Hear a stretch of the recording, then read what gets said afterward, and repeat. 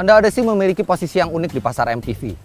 Dia mungkin tidak sebesar atau selega MPV murni lainnya, tapi hal yang selalu menjadi ciri utama dari Odyssey adalah dia merupakan MPV yang asyik untuk dikendarai dengan bentuknya yang pipih, rendah, serta posisi mengemudi seperti sedan. Dan di sebelah saya ini ada Honda Odyssey generasi terbaru yang baru diluncurkan tahun 2014 ini. Honda All New Odyssey ini ketika muncul langsung mengundang kontroversi. Orang terkejut dengan bentuknya yang jauh lebih membesar dari sebelumnya. Dia lebih panjang 30 mm, wheelbase-nya bertambah 70 mm, serta yang paling signifikan adalah dia bertambah tinggi 150 mm. Hal ini mengundang pertanyaan orang, apakah sekarang Honda membuat Odyssey ini bukan lagi MPV yang menyenangkan untuk dikendarai, tapi lebih mementingkan kenyamanan penumpang? Atau Honda masih setia dengan motonya untuk mobil ini, yaitu Best of Both Worlds, yang artinya dia baik untuk dikemudikan dan dia juga baik untuk ditumpangi. Sekarang kita akan melihat bagaimana Honda All New Odyssey ini performanya di jalan serta di lingkungan sekitar kita, untuk melihat apakah klaim Honda tersebut betul atau kekhawatiran penggemar Honda Odyssey yang betul.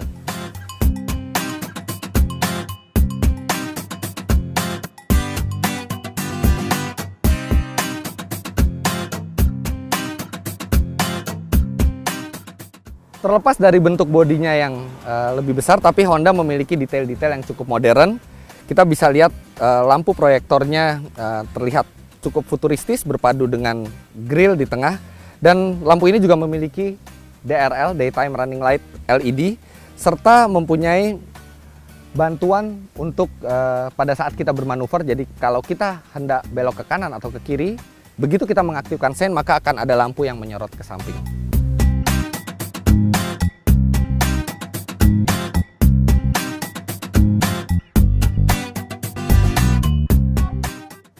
Hal pertama yang akan kami lihat adalah bagaimana All New Odyssey mengakomodir penumpang. Karena melihat dari bentuk bodinya, sepertinya ini mobil yang diciptakan untuk kenyamanan penumpang. Dua buah captain seat di bangku tengah memberikan kenyamanan yang memang jauh lebih baik daripada Odyssey sebelumnya. Ruang kakinya juga sangat lega, begitu juga ruang kepalanya. Dan walaupun tidak elektrik, Anda memiliki penyetelan yang banyak sekali untuk kursi. Anda bisa penyetelan maju mundur, penyetelan reclining, bisa bergeser ke kanan dan ke kiri. Serta yang paling istimewa adalah dia memiliki pengatur sudut rebah dari pundak. Ini membuat posisi duduk di bangku tengah Odyssey ini sangat nyaman, sangat lega, dan sangat ergonomis. Dengan konfigurasi captain seat di tengah, artinya Honda Odyssey bisa menampung 7 penumpang karena 3 penumpang bisa duduk di belakang. Sekarang kita lihat bagaimana rasa duduk di belakang dari All New Odyssey ini.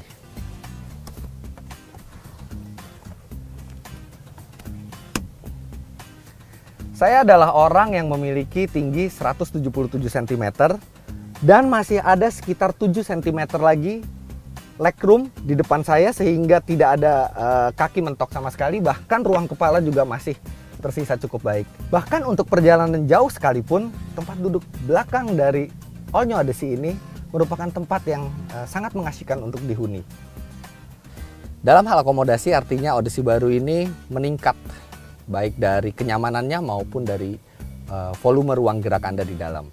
Tapi bagaimana dengan bagasinya? Kita lihat ke belakang. Tidak seperti MPV besar lainnya, Honda Odyssey tidak memiliki pembuka secara elektrik sehingga semua dilakukan manual. Tapi ini tidak masalah karena ada pegas yang membantu angkatan ke atas sehingga tidak terlalu merepotkan. Yang cukup mengejutkan adalah kapasitas bagasinya. Walaupun semua kursi dalam keadaan tegak, tapi Odyssey memiliki penyimpanan di bagasi yang cukup baik. Bahkan bukan hanya dia cukup lebar, tapi dia juga dalam sampai ke bawah. Sehingga kita bisa memasukkan barang tanpa ada masalah sekalipun. Kali ini kami hanya membawa beberapa tas kecil dan muat dengan sangat mudah. Tapi melihat besarnya dari space bagasi di Odyssey ini, maka walaupun dengan semua bangku tegak dan orang penuh di dalam, dia masih bisa muat satu golf bag yang cukup besar. Tentu saja bepergian dengan orang banyak sampai 7 orang mungkin tidak terjadi setiap hari. Dan ketika itu maka bangku belakang dari Odyssey bisa dilipat. Cukup mudah pelipatannya, tapi memang bukan menggunakan sistem elektrik seperti Odyssey sebelumnya. Dan yang paling istimewa adalah dia bisa melipat secara rata dan tenggelam ke dalam bagasi yang dalam tadi. Sehingga ruang penyimpanan pun bertambah menjadi sangat-sangat besar. Dan masih ada satu lagi keistimewaan pada saat kursi belakang dilipat. Seperti akan saya tunjukkan berikut ini di jok tengah. Ketika bangku paling belakang sudah melipat rata, maka saatnya kita melakukan keajaiban dengan bangku tengahnya. Kita bisa menggesernya ke bagian dalam. Kemudian karena di belakang space-nya cukup lega, kita bisa memundurkannya lebih jauh. Masih kurang, kita bisa mundur lagi. Masih kurang, kita bisa mundur lagi. Masih kurang, kita bisa mundur sampai penuh. Dan ini memberikan legroom yang sangat-sangat lega. Bahkan ketika direbahkan seluruhnya, posisinya sangat ergonomis. Dan ini memiliki ruang yang mungkin setara atau lebih besar dari first class di pesawat sekalipun. Masih kurang puas, Anda bisa membuka sistem hiburan di belakang, memakai headset yang standarnya sudah diberikan oleh Honda, kemudian melakukan perjalanan santai ala first class. Kemewahan yang sangat premium ini salah satunya memang terbantu jok belakang yang bisa melipat rata sampai bawah. Tapi pertanyaannya, kemana ban serepnya? Karena tidak ada ban serep sama sekali di belakang. Dan untuk hal ini, Honda melakukan satu yang cukup inovatif. Mereka meletakkan ban serep di bawah bangku depan. Dan mengaksesnya pun sangat mudah dan tidak perlu berkotor-kotor tangan. Karena Anda tinggal mengangkat karpet, kemudian menarik dua tuas ini.